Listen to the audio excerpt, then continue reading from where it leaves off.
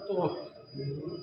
Agenda ये था कि कई दिन हो गए थे अपने जनसेवक परिवार के बड़े चातुल्य बुजुर्ग मातृशक्ति युवा छोटे बड़े भाइयों से आज ही मिलने का एक कार्यक्रम रखा था। और कईयों की छोटी मोटी शिकायतें थी, वे कई दिन हो गए मिल नहीं पा रहे हो, और आगे की किस प्रकार से रणनीति रहने वाली है उस पर आज चर्चा की है। तो आज उसमें मिलने का आज ये कार्यक्रम रखा, और आप सबने जैसे देखा सिर्फ मात्र व्हाट्सएप मैसेज के द्वारा इतनी बड़ी संख्या में मेरा परिवार जो पहले की तरह आज मेरे साथ मजबूती से पहले से भी ज़्यादा करंट में खड़ा है, इस बात का संकेत करता है कि परिवार जिस प्रकार से धोखे से और इमोशनल ब्लैकमेलिंग करके नौकरियों के नाम पर महम को ठगने और लूटने का काम जिन कांग्रेस के लोगों ने किया, उनके नेताओं ने किया, आज पूरा महम अगले चुनाव का इंतजार कर रहा है और उनको करारा जवाब देने के लिए उस दिन का इंतजार कर रहा है जिस दिन वोट होगी। आपने देखा होगा आज इतनी गर्मी के बावजूद पूरे महम के पूरे हर गांव से इस प्रकार से मेरी मातृशक्ति बुजुर्ग युवा साथी सभी आज इस कार्यक्रम में पहुँचे हैं, वो इस बात का संकेत है कि अगली बार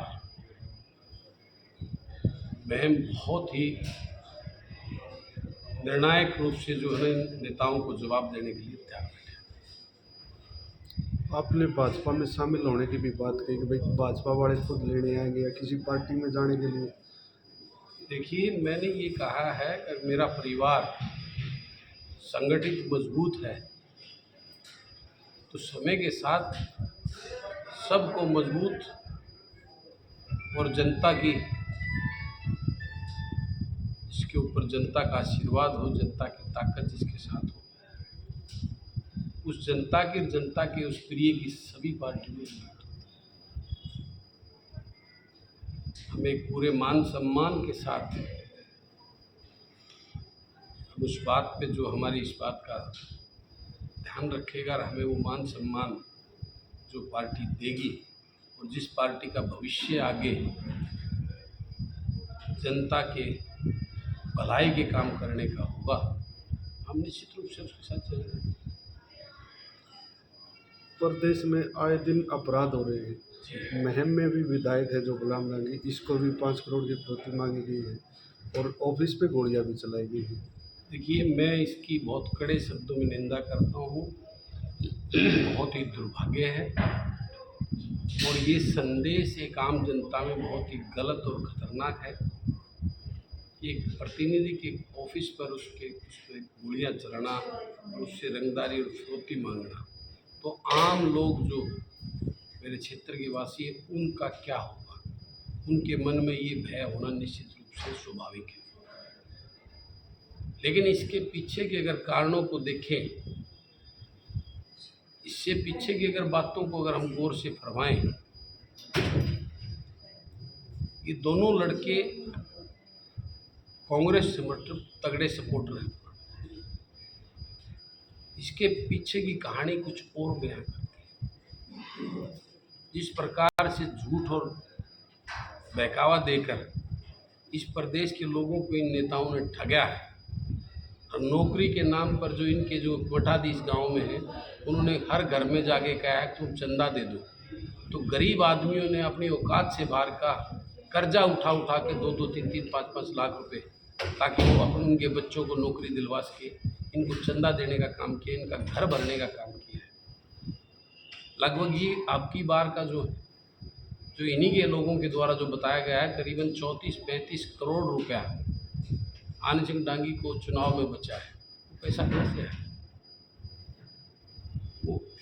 वो पैसा और वो चंदा जिन बच्चों के घर से जो है ना मोटे चंदे लिए,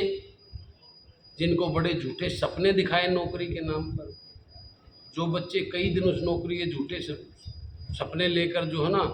वो उसमें उड़ते रहे, जब उनका वो सपना टूटा और घर में कर्जवान हो गई, तो मुझे लगता है कहीं ना कहीं ये वारदात उसकी तरफ भी इशारा करती है। लेकिन मैं इस प्रकार की घटनाओं की निंदा करता हूँ और ये क्षेत्र के लोगों के लिए इस प्रकार की घटना गलत संदेश देती है, ये भी मैं कहता हूँ। और मैं प्रशासन को भी,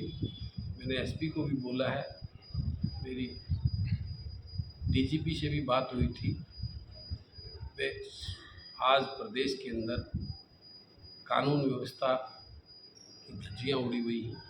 इस पे गंभीरता से सरकार को काम करना चाहिए, इस पे एक्शन लेना चाहिए। शिक्षा के क्षेत्र में भी आपने कदम बढ़ाया बोला जी, और मेरा तो पहले ही कदम, हमेशा से आपने देखा हो, पहले भी शिक्षा के ऊपर ही मेरा मेन फोकस, मैंने यहाँ की बहन बेटियों को शिक्षा देने का एक बहुत बड़ा अभियान चला था, और वो मेरा अभियान भी यहाँ की ओछी और घटिया राजनीति का शिकार हुआ। और जो लोग, वो नेता बड़ी बड़ी बात करते थे, हम ये चलवा दें वो चलवा दें, यहाँ 2 कौड़ी के नीचे जो गलती से कोई पद भी हासिल उनको मिल गया था, वो जिस प्रकार की घटिया और अच्छी बातें उन्होंने पब्लिक में की, आज वो कहाँ है और क्या किया उन बेटियों के लिए। और आज वही कांग्रेस के मठाधीश 90% तो सरपंचों का भी मैं रोल मानता हूँ, आज कहाँ है वो? बस जो कहते थे हम तो इतने चलवा दें, ये कर दें, वो कर दें। आज उनके उस अच्छी सोच और घटिया राजनीति की वजह से हमारी कितनी लड़कियाँ आज परेशान होकर कॉलेजों में जाती हैं। फिर उस ऐलान के बाद कितने गांव के सरपंच, उनके सरपंच सभी उनसे जुड़े हुए हैं, तो सरपंच और पंचायत, कितनी पंचायतें जो मेरे पास आई, उन्होंने ये कहा बस चलाओ, तो उनके पीछे वो उनकी गंदी सोच और गंदी राजनीति, उनके आका हैं वो बैठे हुए हैं, जो उनको ऐसा करने से रोक रहे हैं। तो ये यहाँ की गंदी सोच की वजह से ये एजुकेशन का जो मेरा सपना था, उसमें कहीं ना कहीं ठेस पहुँची। उन गरीब बच्चियों को, तो ठीक ठाक परिवार, उनको क्या फ़र्क पड़ता है, उन्होंने बड़ी बच्चियों को हॉस्टल में डाल दिया होगा और वो कर दिया होगा, लेकिन जो वाकई में ही गरीब की बेटियाँ पढ़ती हैं, आज उनकी षड्यंत्र का शिकार होकर उन बच्चियों को जो है एजुकेशन का नुकसान हुआ। और मेरा तो अब भी उद्देश्य है, अपने इस कॉलेज में अगर वो बच्चे यहाँ के जाएंगे, मैं तो यहाँ अनाउंसमेंट की है, यहाँ से फ्री ऑफ कॉस्ट, कोई चार्ज नहीं लेंगे, उस बस को यहाँ से मैम से चलाकर उस कॉलेज में उनको पढ़ाने का काम किया। एजुकेशन तो मिल जाती है, लेकिन प्लेसमेंट की कहीं ना कहीं कमी दिखती है, इसके लिए क्या?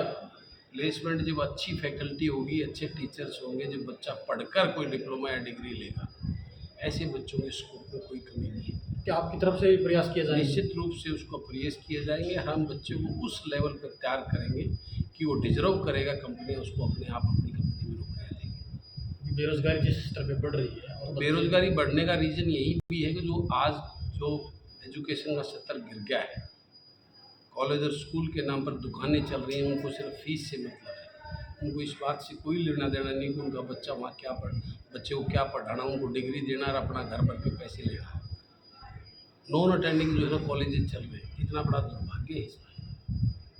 हमें उस सोच के विपरीत कॉलेज में टॉप की फैकल्टी के साथ पर अटेंडिंग बच्चों के साथ में उनको वास्तव में उनको एजुकेशन देंगे, उनके सब्जेक्ट का पूरा ज्ञान देंगे, जिसकी वजह आगे चलकर उनको उनके उस फील्ड में प्लेसमेंट मिलने के लिए मजबूर कर देंगे। कंपनियां उनकी काबिलियत को देखकर उनको अपनी कंपनी में नौकरियाँ देंगी। लेकिन विधायक ने जो वर्तमान में किए हैं, उन्होंने नौकरियों के सपने तो दिखाए, जो वो अनपढ़ आदमी, उन्हें झूठ बोलने का सवाल है, उस विधायक का लेकिन क्या अब तक प्लेसमेंट के उन्होंने कोई वो क्या नहीं किया उन्होंने। जिसको नॉलेज ही नहीं होगी, जिसका कोई विजन और सोच नहीं, जो पाड़ी और बड़द टाइप के आदमी होंगे, वो क्या समाज के लिए करें। उनके नाम पर अपने बाप ने, उसके बाप ने जो है ना अपने बच्चे के लेबल लगवाने के लिए जो ना हुड्डा साहब कर उसके बेटे के जयकारे बोलने के, उनके पैर पकड़ने के लिए पकड़कर सिर्फ ये इस मैम के लोगों के साथ में धोखा, जो सदा से इसकी आनंद सिंह डांगी की फितरत में ही रहा है। पहले भी वो बहका कर ओम प्रकाश चौटाला को या से हरवा कर, कितना बड़ा कांड करवा कर जिसने मैम की दुर्गति की, वो पूरा प्रदेश उस बात को जानता है।